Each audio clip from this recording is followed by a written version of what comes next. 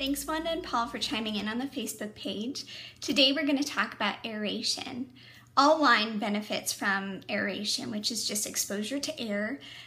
First, that air allows for any excess sulfur or other unpleasant gases to dissipate if there are any. But most important, the air allows for evaporation to begin, which is where we intercept those lovely aromas.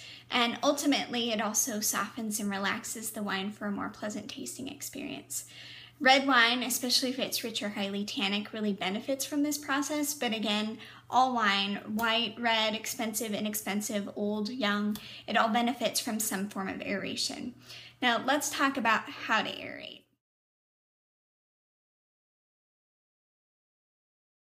The easiest method of aeration is swirling.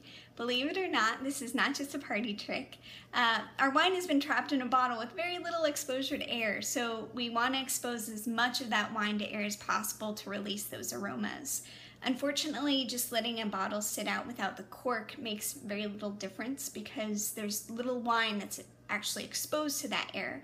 But once we pour it into a glass, we've already increased the exposure, and some simple swirling is all the aeration most wine will ever need.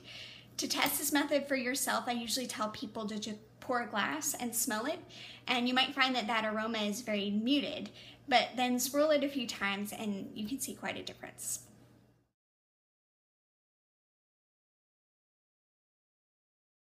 Another option is to use an aerator.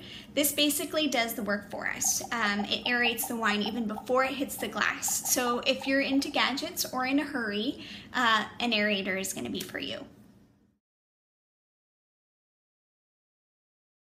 Decanters were actually originally intended for old wines. It had accumulated some sediment in the bottom of the bottle. It prevents us from pouring all that into our glass.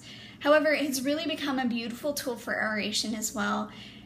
Is it required? I would say for most wines it's not, but it is a great tool for aerating those rich tannic red wines and elegantly displaying it on the table while it softens throughout the evening.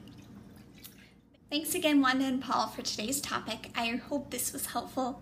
If you have a wine quandary, visit our website, whatamidrinking.com, and click Ask Serena. Cheers to you.